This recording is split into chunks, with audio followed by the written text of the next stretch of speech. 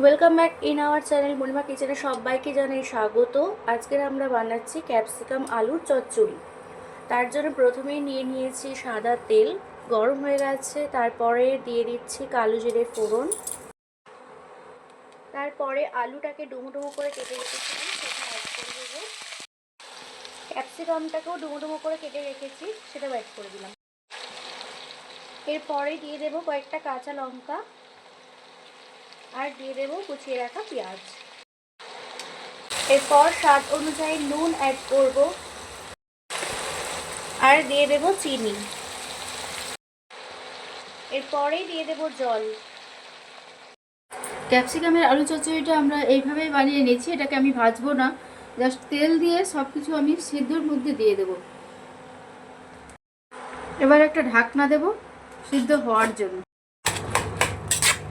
আলু ক্যাপসিকামের চচ্চড়ি রেসিপি আমাদের কমপ্লিট হয়ে গেছে। তো রেসিপিটা যদি ভালো লেগে থাকে লাইক, কমেন্ট, শেয়ার, সাবস্ক্রাইব করবেন। ধন্যবাদ।